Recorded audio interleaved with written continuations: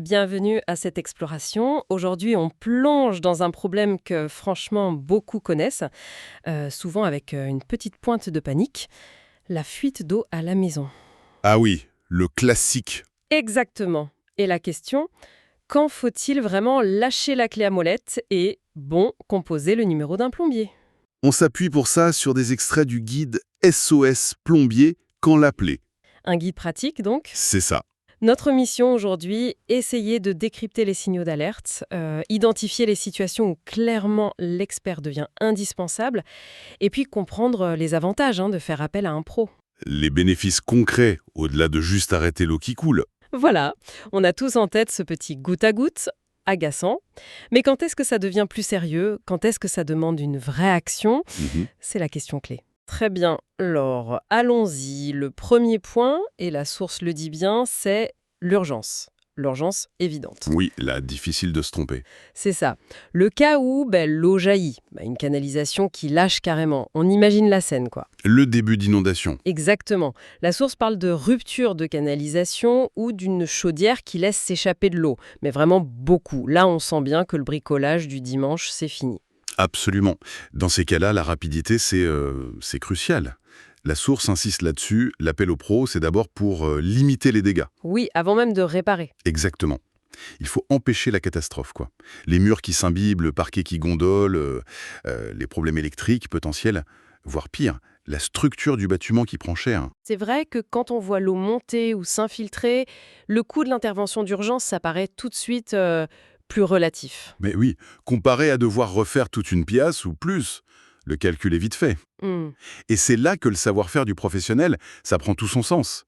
Savoir où couper l'eau, bien sûr, c'est la base, mais Mais il faut le faire vite et bien. voilà. Et identifier la source, même quand tout est sous pression, et trouver une solution ne serait-ce que temporaire pour stopper l'hémorragie. La source dit que le plombier est indispensable dans ces moments. C'est vraiment une action de confinement, Pour éviter que ça dégénère complètement. c'est ça. Et que ça coûte une fortune. L'enjeu financier dépasse très vite le coût de la simple réparation de la fuite. D'accord. L'urgence, c'est clair, c'est le cas numéro 1. Mais alors, là où ça devient plus subtil et peut-être plus angoissant, c'est quand la fuite, on la voit pas. Ah, les fuites cachées, le cauchemar. Celles qui sont derrière un mur, sous le sol, les fameuses canalisations encastrées, comme dit la source. Ces tuyaux qui sont dans la structure. Qu'est-ce qu'on fait quand on voit une tache d'humidité suspecte ou que la facture d'eau explose sans raison?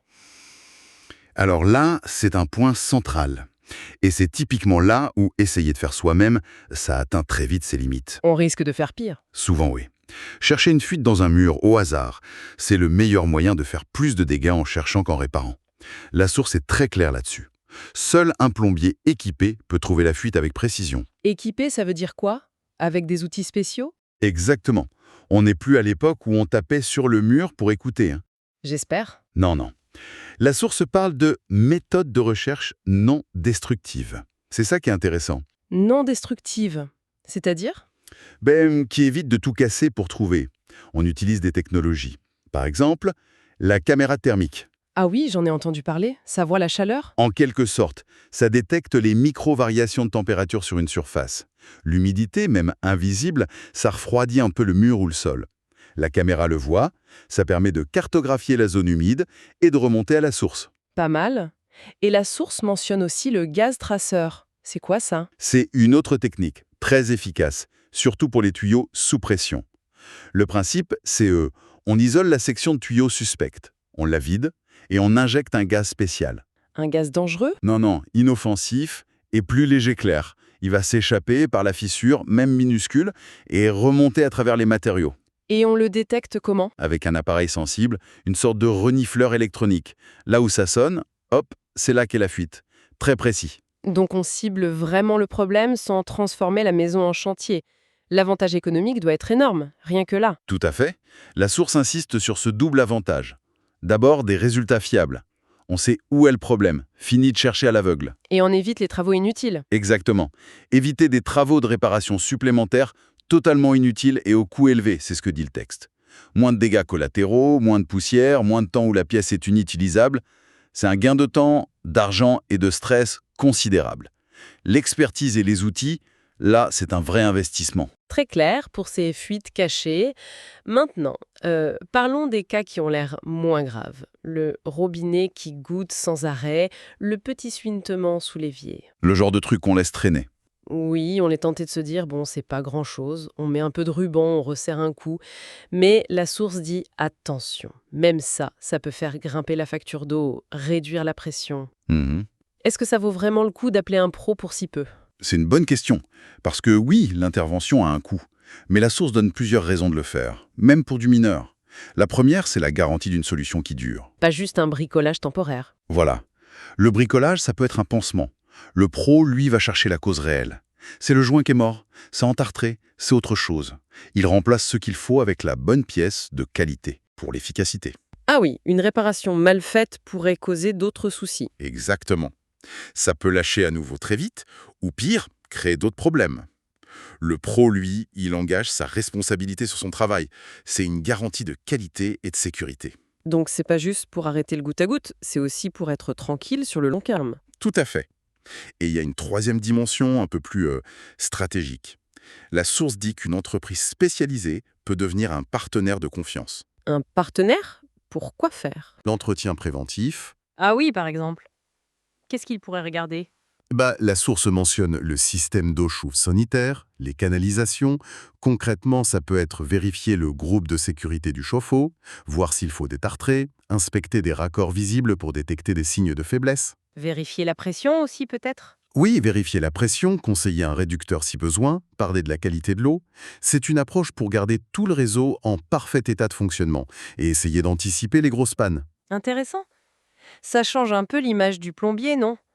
Moi, le pompier de service, plus le médecin de famille des tuyaux. C'est une bonne image, oui. On passe du curatif au préventif, en s'appuyant sur une expertise qu'on n'a pas forcément. C'est un investissement pour la durée de vie de son logement. Parlons maintenant d'un autre sujet qui stresse souvent quand il y a un dégât des eaux, l'assurance. On sait que l'assurance habitation couvre les dommages liés à l'eau, en général, Oui, la garantie dégâts des eaux.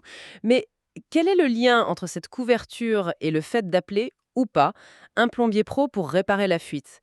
Est-ce que l'assureur regarde ça? Ah, le lien est direct et très important, d'après notre source. Le texte est clair. Les assureurs exigent souvent la preuve d'une intervention réalisée par un professionnel. Ah bon? Pour prendre en charge quoi exactement? Les dégâts ou la réparation? Alors, bonne question, l'assurance couvre surtout les conséquences, hein. La peinture à refaire, le parquet abîmé. Mais la prise en charge de la réparation de la cause, le tuyau qui fuit, ça dépend des contrats. Et même pour couvrir les conséquences, cette preuve d'intervention pro est souvent demandée. Donc si on répare soi-même pour économiser sur le plombier, on risque de se tirer une balle dans le pied avec l'assurance après. C'est exactement ça le risque. Appeler un artisan plombier ou une entreprise, ce n'est pas juste pour la qualité, c'est aussi, dit la source, pour faciliter le remboursement des frais. Pourquoi? Qu'est-ce que le pro apporte de plus pour l'assurance? Il fournit des documents clés.